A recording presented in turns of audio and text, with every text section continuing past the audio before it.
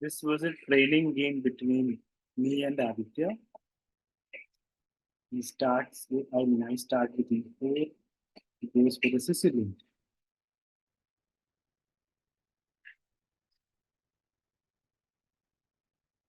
And here I go for this pet line of me with Bishop B3. Aditya is familiar with it, so he knows what he wants. He goes for the center gate. Okay.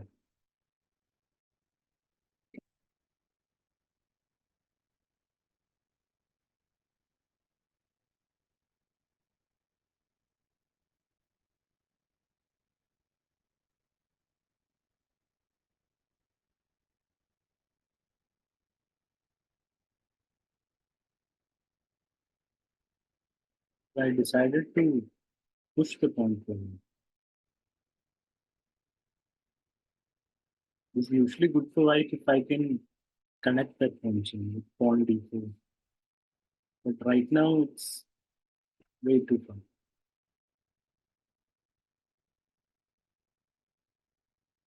It's attacking the pawn. He attacks the pawn twice, I defend it again.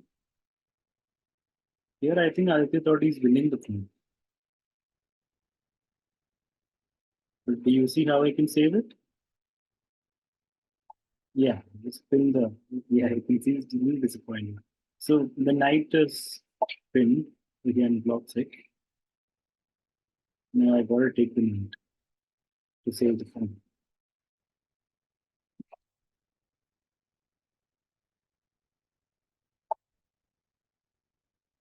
And this is now a very nice position for me to white. Great pawn chain. And I'm expecting a good game from here, easy game from here. But then Aditya surprises me again by castling long. He makes the game complicated, interesting.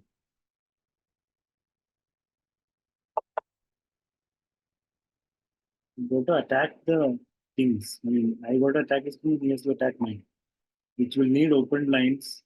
But first, bishop b2, preparing b4.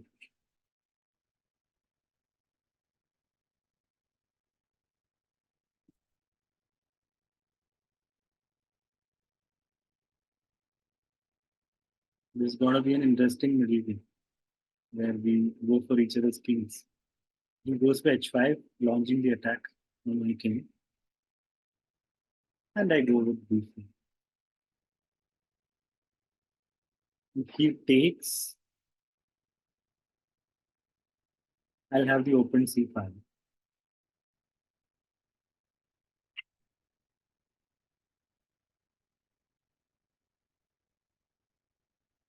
So he pushes. And I get my play going on the queen side. And I don't have an open file yet, but a lot of space and pawn pushes coming. This has to be better for him. And if he breaks in the center,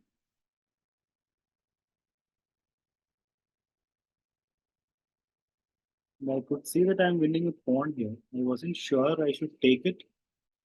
So after the knight moves, I can take the pawn, and then when he takes back, I can take on e6. He moves the knight back. Yeah, this is time to win the pawn, but it will also open up the diagonal towards x3. So I wasn't sure here about whether to take the pawn or not.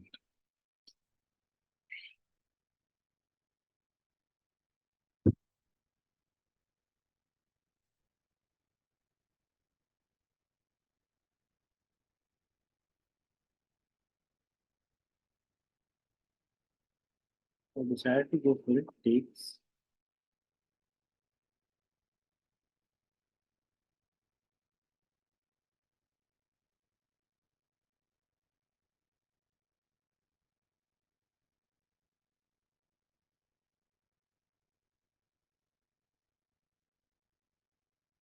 We'll have the open g5, and he'll have the diagonal towards x3.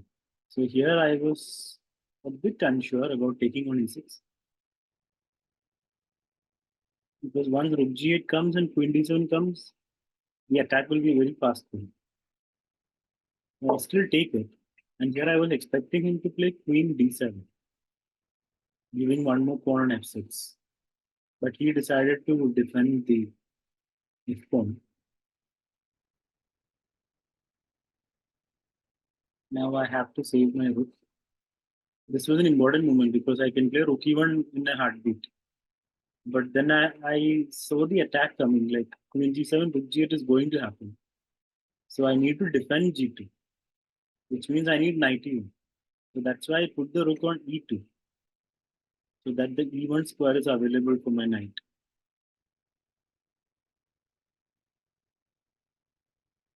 He plays bishop d6. I wanted to play bishop f4, but he beat me to it. Now black's pieces look a little active. His attack looks strong. So I had to play very good move. Queen c1 was very important to challenge the bishop on d6.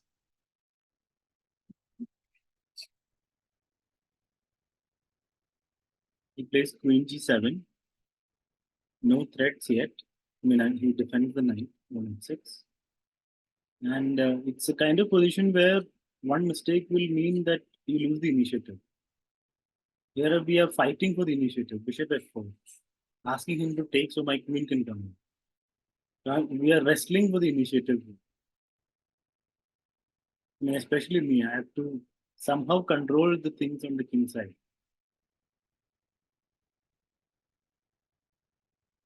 It goes rook g8, main threat, so I can't take the bishop. So I had already prepared knight e1, defending the pawn.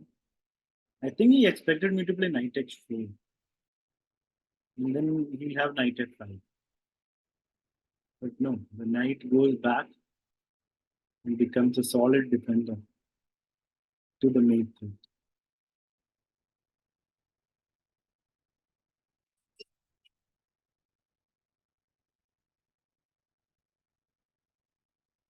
He needs more threats. The threat on g2 stopped. If he creates more threats, he'll have pressure. So he has to now defend his bishop also on d6.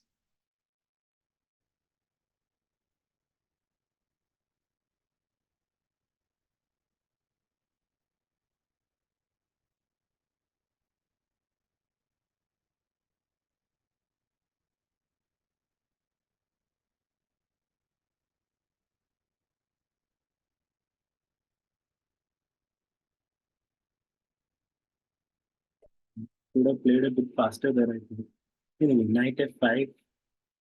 Of course, he doesn't want to play bishop take bishop.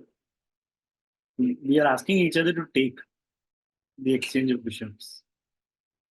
So I developed my last piece, knight a3. I'm thinking of bringing it to b5. If bishop takes, I'll have the open a5. Once the pieces are developed, position is okay. You can sigh a, you can give a sigh of relief.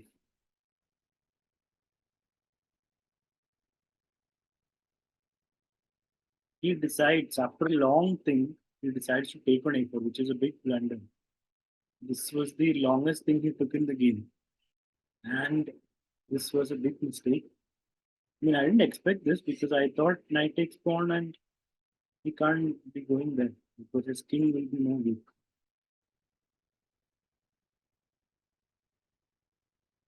We still had to check properly. I took the pawn. And here I saw a very nice line. If bishop takes bishop, and then I take back with the queen, and if he plays bishop d7 to defend his knight, then I have this nice knight b6 check. If pawn takes, rook a8 is mate. So that happens if he plays bishop takes bishop now, and I take back with the queen, and then he saves his bishop and knight by going back to d7. But Aditya decides to do something else, which made me think a bit.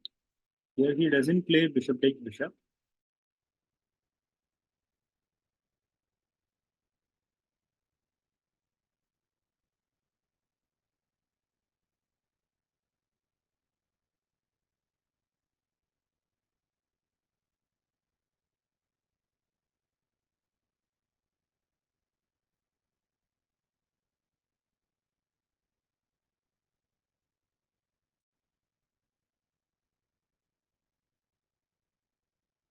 Time is going down, so there is pressure for him. He can feel it's a sort of lost position. He plays bishop b5. I hadn't calculated that. But knight takes bishop, right?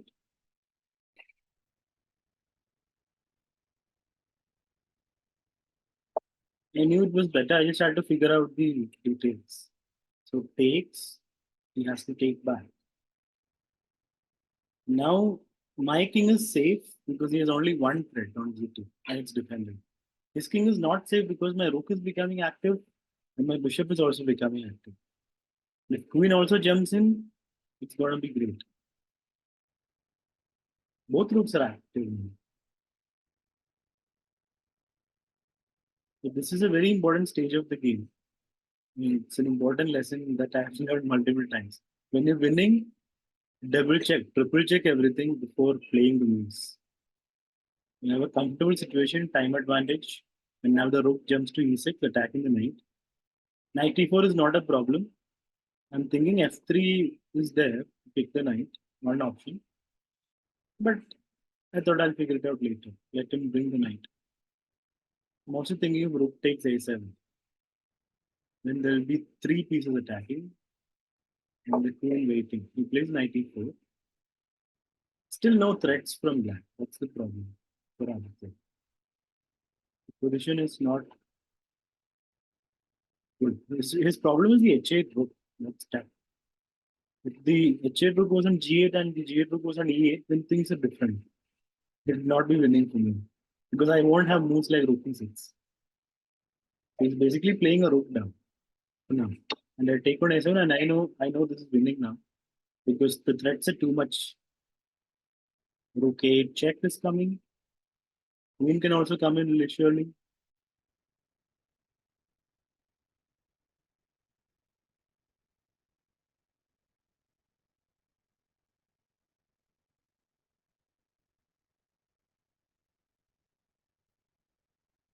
This is real trouble for Aditya. Down to 23 seconds. In these situations, it's better to double your concentration. I mean, if you're winning, if you're white. Basically. You'll thank me later.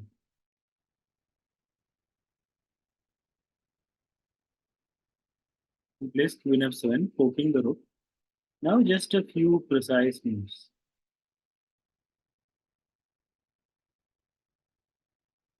It's all about tempo. How do I save my rook with threat? With threats. Always we have to consider the rook 8 check. But does it lead anywhere? I was thinking rook 8 check, king d7, rook d6 check, which is also good.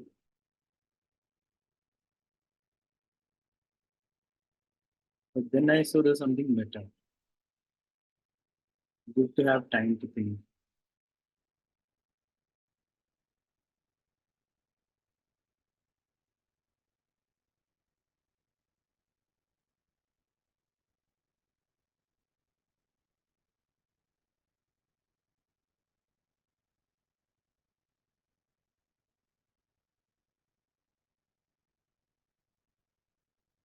Rook to b6. Pressure on the bishop and the pawn on b7. This one, but I'm not going to take. I'm not going to give two rooks for a queen. That's not the point. The bishop is attacked. If the bishop goes to a6, there was pawn b5, trapping the bishop. And the attack continues. He went to c4, and now it's a very easy way. Do you see the finish? He knows it. Yeah, rook 8 check and he resigns because when king moves, rook takes pawn is coming.